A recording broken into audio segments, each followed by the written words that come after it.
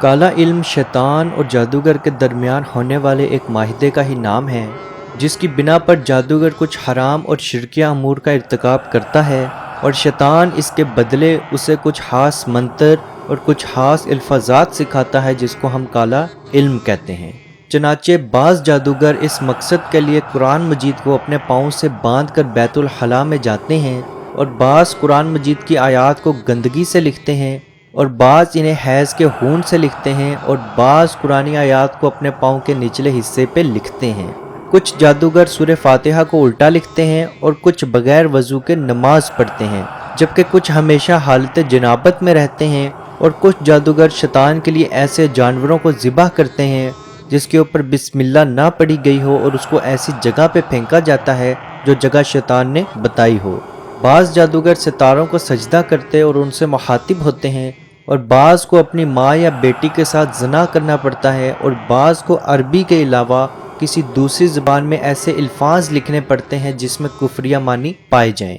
کیونکہ شیطان جادوگر سے پہلے کوئی نہ کوئی ایک حرام کام ضرور کرواتا ہے اور اس کے بعد اس کی طرف مخاطب ہو کے اسے کالا علم سکھانا شروع کرتا ہے۔ چنانچہ جتنا بڑا کفریہ عمل وہ جادوگر کرے گا، شیطان اس کا کام اتنی ہی جلدی سے کرے گا، اور اگر جادوگر شیطان کے بتائے ہوئے کام کرنا چھوڑ دے تو شیطان بھی اس کے کام کرنا چھوڑ دیتا ہے۔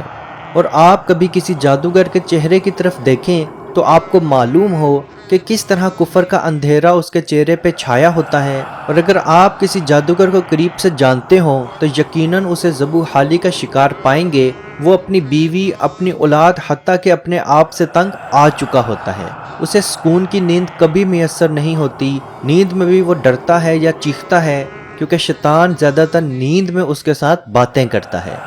جو کہ اللہ پاک نے سورہ طٰہٰ میں بھی بیان کیا، جو شخص میری یاد سے روگردانی کرے گا وہ دنیا میں تنگ حال رہے گا۔ عزیز دوستو، کافی لوگ جادوگروں سے تو دور رہتے ہیں، لیکن جادوگروں نے بھی اپنے نئے نئے انداز بنا لیے ہیں، اور آج کل تو جادوگر ٹی وی پہ بھی پائے جاتے ہیں، جو کہ آپ کو عام طور پہ پامسٹ یا ستاروں کا حال یا فیس ریڈنگ ایسے لفظوں سے وہ پکارے جاتے ہیں۔ اور یاد رکھیں، جو شخص اپنی قسمت کا حال، اپنا فال یا اپنے بارے میں جاننے کی کوشش کرے تو وہ شرک ہے، جو کہ عمران بن حسین رضی اللہ عنہ سے مروی ہے کہ آپ صلی اللہ علیہ وسلم نے فرمایا، وہ شخص ہم میں سے نہیں جس نے فال نکالی یا اس کے بارے میں فال نکالی گئی، اور جس نے غیب کو جاننے کا دعویٰ کیا، یا وہ جو غیب جاننے والے کے پاس گیا، اور جس نے جادو کیا یا جس کے لیے جادو کیا گیا، اور جو شخص نجومی کے پاس آیا اور جو کچھ اس نے کہا اس کی تصدیق کی، تو اس نے محمد صلی اللہ علیہ وسلم کی شریعت سے کفر کیا۔ اس حدیث میں آپ صلی اللہ علیہ وسلم نے صاف الفاظ میں ان تمام لوگوں کو خبردار کیا جو لوگ اپنا قسمت کا حال جاننے کے شوقین ہیں، جو فیس ریڈنگ سے، پامسٹری سے، ستاروں کے ذریعے اپنا حال جاننے کی کوشش کرتے ہیں، جو کہ عام طور پر خواتین میں بہت زیادہ پایا جاتا ہے۔ خاندان میں ایک نہ ایک عورت ایسی ضرور موجود ہوتی ہے جو تمام لڑکیوں کو یا بچوں کو اپنے پاس بٹھا کے ان کے ہاتھ کی لکیروں سے ان کا فیوچر ان کو بتا رہی ہوتی ہے۔ بے شک اس عورت کو اس کے بارے میں علم ہے یا نہیں ہے، یہ کام شرکیہ ہے، اور یاد رکھیں شرک کفر ہے اور کافر کا ٹھکانہ جہنم ہے، اور وہ دونوں ہی شرک کر رہے ہیں، جو ہاتھ دیکھ رہا ہے یا ہاتھ دکھا رہا ہے، اور وہ تیسرا شخص بھی شرک کر رہا ہے جو ان دونوں کے درمیان بیٹھ کے ان کی باتیں سن رہا ہے۔ کئی لوگ ایسے ہیں جو قرآنی علاج یا کالے علم میں فرق نہیں کر پاتے، تو یاد رکھیں جب بھی آپ کسی کے پاس علاج کے لیے جائیں، اگر وہ شخص زور زور سے قرآنی آیات سٹارٹنگ میں تو پڑھنا شروع کرے، لیکن آہستہ آہستہ اپنی آواز کم کرے اور آخر میں صرف اپنے ہونٹ ہلانا شروع کر دے اور آپ پہ دم کرتا رہے، تو یاد رکھیں کہ وہ شرکیہ کلمات اس وقت پڑھ رہا ہے اور وہ جادوگر ہے۔ اور اب ہم لوگ آپ کو 8 ایسے طریقے بتائیں گے جس کے ذریعے جادوگر جنات کو حاضر کرتے ہیں۔ پہلا طریقہ کچھ یوں ہے کہ جادوگر ناپاکی کی حالت میں ایک تاریک کمرے میں بیٹھ جاتا ہے اور اس میں آگ جلاتا ہے اور اس پر ایک دھونی رکھ دیتا ہے۔ اگر اس کا مقصد میاں بیوی یا کسی شخص کے اندر نفرت پیدا کرنا ہو تو وہ بدبودار دھونی کو آگ پر رکھتا ہے، اور اگر اس کا مقصد اس کام سے الٹ ہو، یعنی کہ دو لوگوں میں، ہسبینڈ وائف میں یا کسی میں بھی محبت پیدا کرنی ہو، تو وہ خوشبودار دھونی اس آگ پہ رکھ دیتا ہے۔ اور اسی دھنی کے ساتھ ساتھ وہ شرکیہ الفاظات یا کالا علم پڑھنا شروع کرتا ہے، اور جنات جیسے ہی اس کے پاس آتے ہیں تو وہ جنات کو ان کے سردار کا حکم دے کے ان سے کام نکلواتا ہے۔ دوسرا طریقہ کچھ یوں ہے کہ جادوگر کوئی پرندہ جیسے فاختہ وغیرہ یا کوئی جانور، مرغی وغیرہ جنوں کی طرف سے بتائی گئی خاص شکل و صورت کے مطابق منگواتا ہے، جس کا رنگ عام طور پر سیاہ ہوتا ہے، کیونکہ جنات سیاہ رنگ کو دوسرے رنگ سے زیادہ پسند کرتے ہیں۔ پھر وہ بسم اللہ پڑھے بغیر اس جانور کو ذبح کر کے اس کا خون مریض کے جسم پر ملتا ہے، پھر اسی جانور کو وہ کھنڈرات یا کنویں وغیرہ میں یا کسی سنسان علاقے میں اسی مریض کے ہاتھوں گرواتا ہے جو جنات نے جگہ بتائی ہوتی ہے۔ تیسرا طریقہ، جادوگر قرآن مجید کو جوتا بنا کر اپنے قدموں میں پہن لیتا ہے، پھر بیت الخلا جا کر کفریہ منتر پڑھنا شروع کرتا ہے اور جنات کو احکامات جاری کرتا ہے، چنانچہ جنات اس کی فرمانبرداری میں لگ جاتے ہیں۔ چوتھا طریقہ، جادوگر قرآن مجید کی کوئی صورت حیض کے خون سے یا کسی ناپاک چیز سے لکھتا ہے، پھر شرکیہ منتر پڑھنا شروع کرتا ہے اور جنات کو حکم جاری کرنا شروع کر دیتا ہے۔ پانچواں طریقہ، جادوگر قرآن مجید کی کسی صورت کو الٹا لکھنا شروع کر دیتا ہے اور ساتھ ساتھ زور زور سے کالے علم کے الفاظات اور منتر پڑھنا شروع کرتا ہے اور جنات کو احکامات جاری کر دیتا ہے۔ چھٹا طریقہ،